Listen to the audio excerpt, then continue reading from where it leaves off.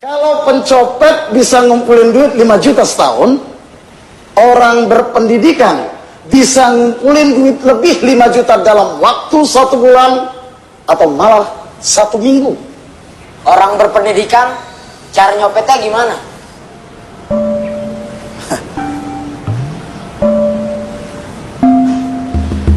Ya mereka nggak nyopet, kerja, jadi pegawai.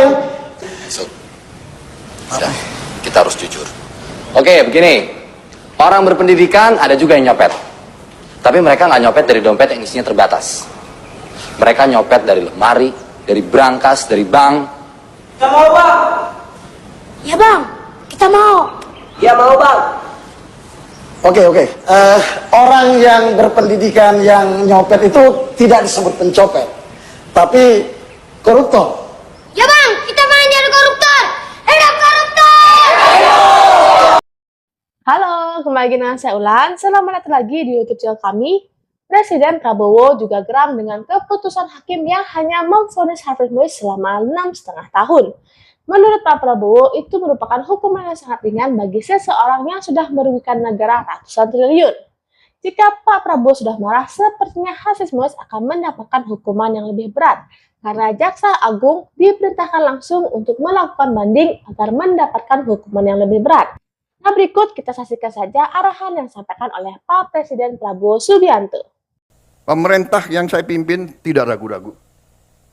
Kita berpegang kepada Undang-Undang Dasar 45. Kita berpegang kepada cita-cita pendiri bangsa Indonesia.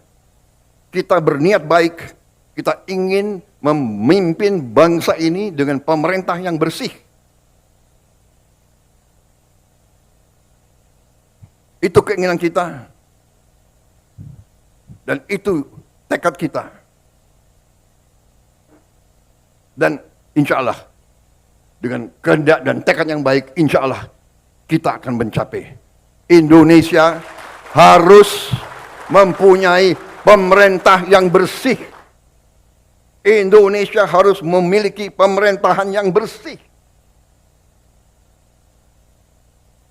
Saudara-saudara, berkali-kali di setiap kesempatan saya bicara, kita harus hentikan kebocoran-kebocoran. Menghentikan. Dan sekali lagi saya ingatkan, aparat pemerintah sangat menentukan. Aparat pemerintah sangat menentukan kebocoran-kebocoran untuk dihentikan. Penyelundupan dari luar ke dalam. Penyelundupan dari luar ke dalam adalah membahayakan kedaulatan Indonesia. Penyelundupan tekstil mengancam industri tekstil kita. Mengancam kehidupan ratusan ribu pekerja kita.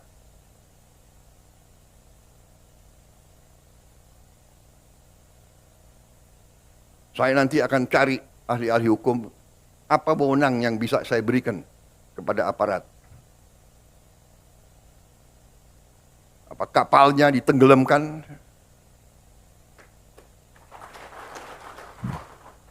Tolong para profesor di pemerintah saya itu tolong kasih saya ya masukan. Nanti saya dibilang nggak ngerti hukum lagi. Gitu. Tapi kalau dia mengancam kehidupan rakyat Indonesia, kalau perlu kita tenggelamkan kapal-kapal itu. Dan saya mohon ya, kalau sudah jelas melanggar, jelas mengakibatkan kerugian triliunan, ya semua unsurlah. Terutama juga hakim-hakim ya, vonisnya jangan terlalu ringan lah.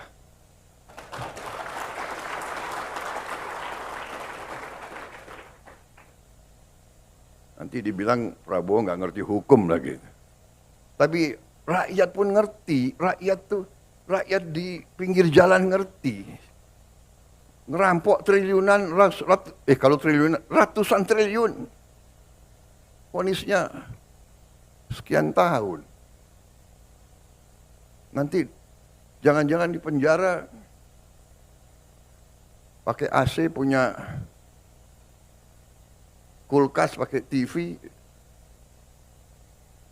Tolong Menteri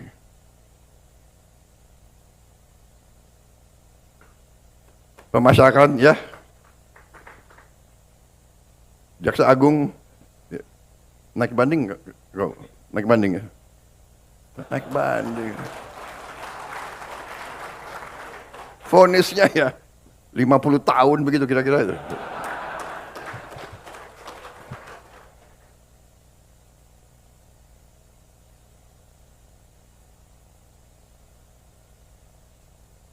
Kita semua, mari kita kembali ke jati diri kita, kembali ke 17 Agustus 45, cita-cita pendiri bangsa kita. Saya tidak mau nyalahkan siapapun, ini kesalahan kolektif kita. Mari kita bersihkan. Makanya saya katakan, aparat pemerintahan kita gunakan ini untuk membersihkan diri, untuk membenahi diri sebelum nanti rakyat yang membersihkan kita. Lebih baik kita bersihkan diri kita sendiri. Rakyat Indonesia sekarang tidak bodoh, mereka pinter-pinter.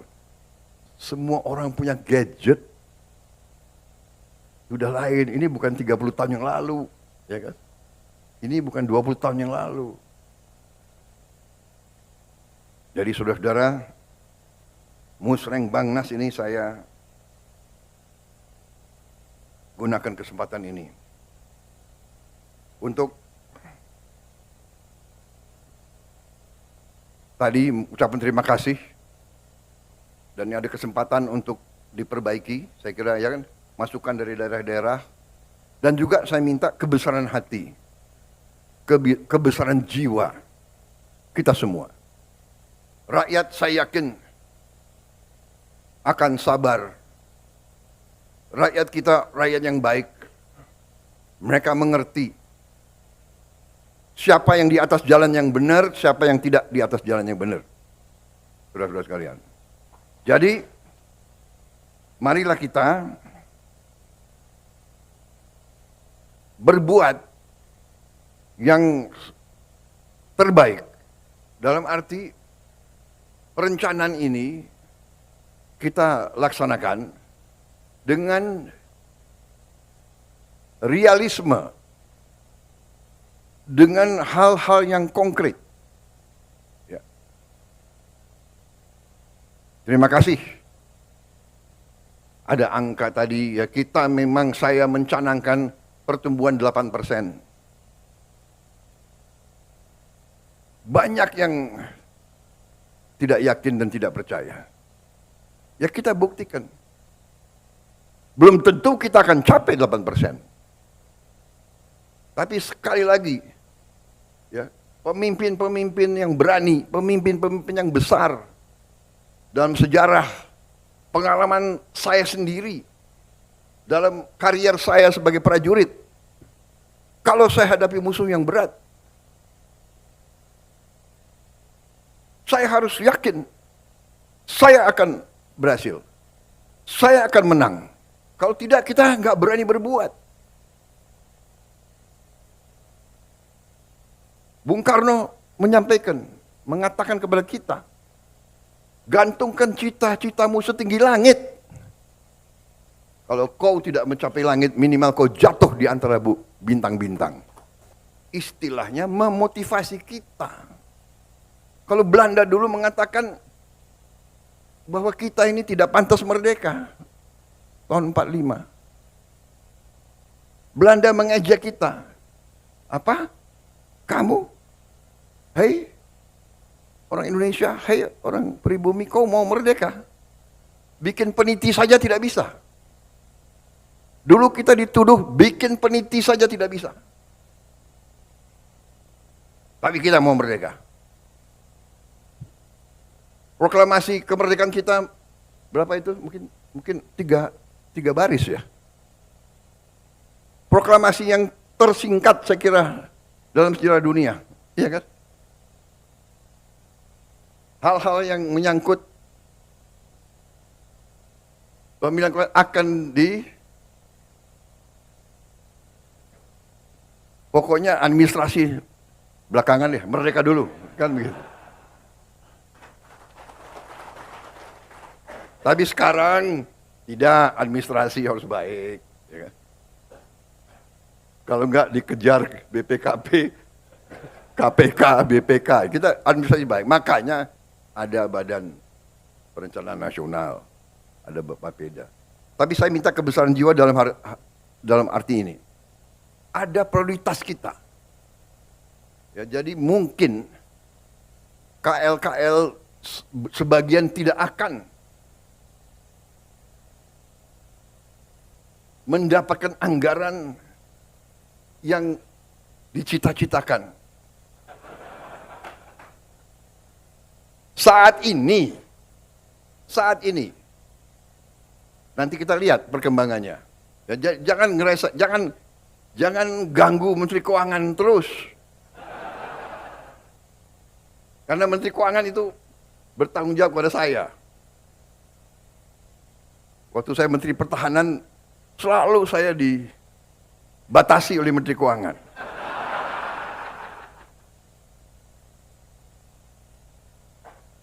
Sekarang yang lemes Pak Safri Samsudin.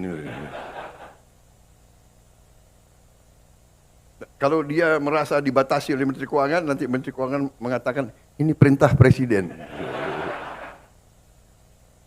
Setelah saya jadi Presiden, saya harus mikir, ya kan? Pertahanan sangat penting, tapi anak-anak ini harus makan. Iya kan? Guru-guru gajinya harus diperbaiki. Hakim-hakim harus segera dibikin rumah-rumah dinas yang layak. Tidak boleh ada hakim yang kontrak.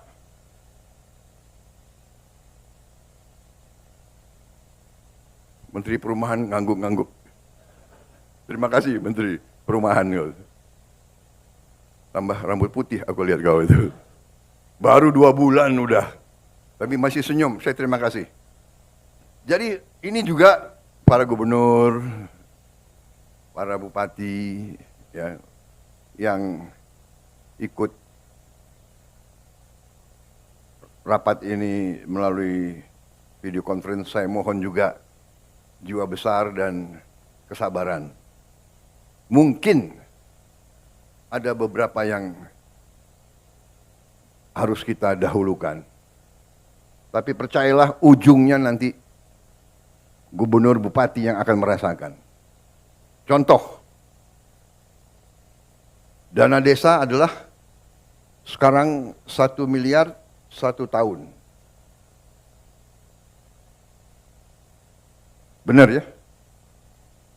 Dengan program makan bergizi,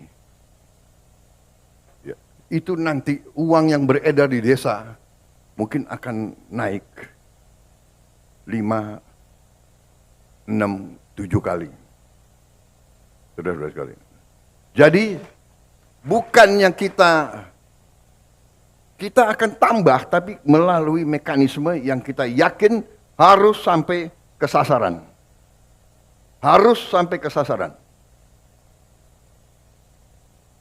Dan untuk seluruh aparat, seluruh eselon, ya, budaya markup, budaya penggelumbungan proyek dan anggaran itu adalah korupsi.